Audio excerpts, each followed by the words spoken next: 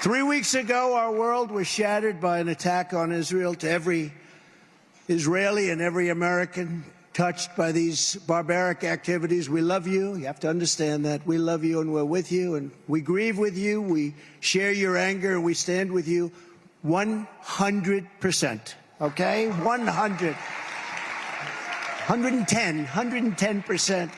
Let there be no doubt the killers responsible for this horrible massacre will burn forever in the eternal pit of hell. They're going to burn forever. Long time.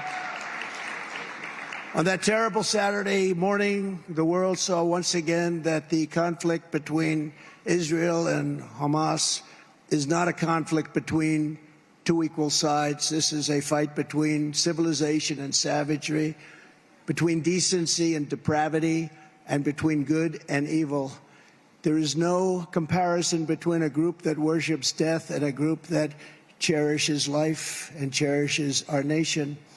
Every single life that is lost in this conflict is on the shoulders of Hamas alone. It's Hamas alone.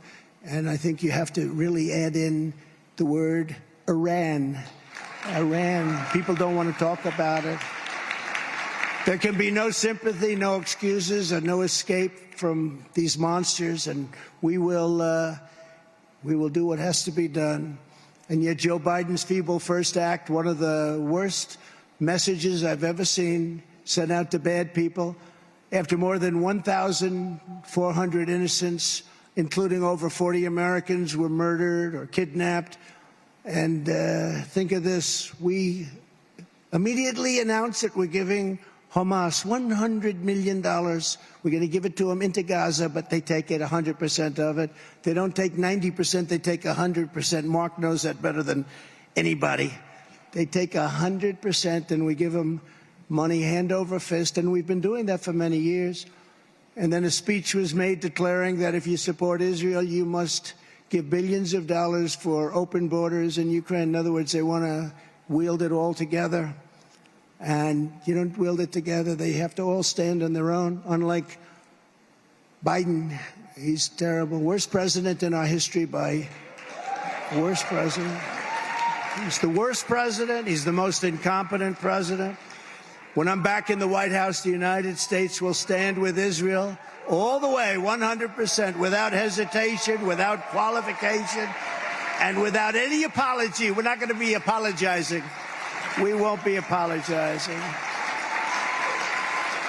We're not going to be apologizing. We will fully support the Israelis in their mission to ensure that Hamas is decimated and these atrocities will be avenged. They will be avenged. In many ways, they'll be avenged. I think even beyond what you're thinking about. Joe Biden's weakness caused the attack on Israel. Pure weakness and incompetence. Everywhere he goes, Biden's weakness provokes war and death because, as history shows, evil only respects one thing: unyielding strength. You've got to be strong, otherwise they're going to be taking over and they're going to be doing things that you wouldn't even believe. When I'm back in the White House, America's enemies will now once again, and they're going to know it, that if you try to kill our citizens, we will kill you. We will kill you. I told them all that. We had no problem. You know, we had no problem. 3 years ago, we had no problem. For 4 years, nobody even... This is unthinkable. I mean, I just watch and see what's happening. It's unthinkable. This couldn't have happened. Mark, couldn't have happened. Although you maybe were more deeply involved than anybody, but I don't think you even believed a thing like this could have happened, Mark. If you spill a drop of American blood, we will spill a gallon of yours. We do not...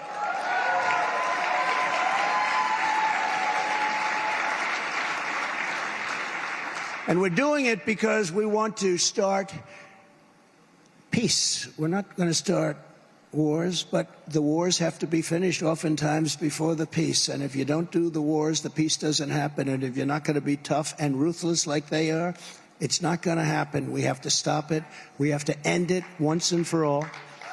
Under my leadership, we will not squander our strength by trying to build democracies or in quicksand of like we try to do. Let's take over a country and let's make it into a democracy. How does that work out? Not too good? Or turn Baghdad into Palm Beach. Palm Beach. doesn't work out too well. But we will use American power to deter those who would harm our people. To every American who is terrified that Joe Biden's catastrophic weakness will bring our country to ruin, and it's closer than it's ever been. I believe it's closer than ever to ruin. I believe it's closer than ever to World War III.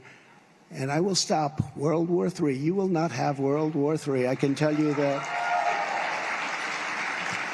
And I make this promise you as president, we will restore peace through strength on the earth, beyond, on the earth.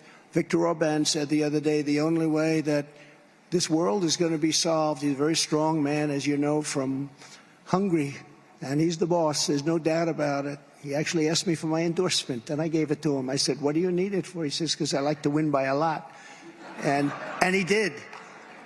But he said, they asked him a question at an interview, and they said, what would you recommend to Biden? And he said that I recommend that he resign immediately and put Trump in his place, because during Trump, there were no problems. China respected us. Russia respected us. Everybody respected us. Under my presidency, our country was very, very feared and very, very respected. Feared is not a nice word, but we were feared. Greatest military in the world. You saw what we did. For 4 straight years, I kept America safe. I kept Israel safe, and I kept the world safe. The world was a safer place, a much safer place. Today, the world is blowing up all around, no matter where you look. If I were president, the attack on Israel would never, ever have happened. I think you believe that, right? I think you believe that. Ukraine would never have happened. Inflation would never have happened. The most embarrassing moment in our history, the inept withdrawal, the way they withdrew, not the fact that they were getting out. I had them all set to move. We were going to move out with dignity and strength, and we were going to take our equipment, and we were going to take our Americans with us, and we weren't going to have 13 people killed. Great soldiers, great, beautiful young soldiers. I got to know all of the parents. And we weren't going to have 38 people wounded so badly their lives are shattered, just shattered.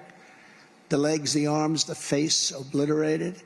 We weren't going to have any of that. We were going to walk out with power and strength and dignity, and we were going to get out. And we were going to keep Bagram, the Air Force Base, the big Air Force Base, because it was 1 hour away from where China makes its nuclear weapons. But they lost that too. And right now, you know who occupies it? China occupies it. And we would not have open borders where countries are emptying out their prisons, mental institutions, and sending record numbers of terrorists, for which we will someday be paying a very big price unless you elect Donald J. Trump. You're not going to pay a price.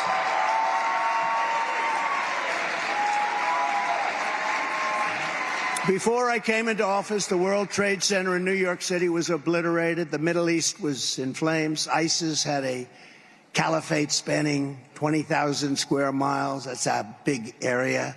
Europe was being massacred by jihadist lunatics. Syria was in a civil war. Libya was a horror show. Yemen was a nightmare. Our allies were alienated and just terrible. They couldn't even talk to us. They wouldn't want to talk to us. Iran was coasting toward a nuclear bomb, and it was flush with cash like they had never seen before. And they were funding Hezbollah and Hamas. They were funding them. They were funding Hamas. They were giving them so much money all of a sudden. But in a few short years after I got there, I reversed every single disaster Obama and Biden created. And it wasn't easy, but it was easier than I thought. We totally demolished 100% of the ISIS territorial caliphate. And I was told that couldn't be done. I was told that would take at least 4 to 5 years, and we couldn't do it. We did it in 4 months. I just want to let you know we have a great military, great generals, the real generals, not the ones you see on television, the real ones. The ones that want to fight, the non-woke generals. We killed the founder and the leader of ISIS. You remember they were looking for him for years and years before I got there.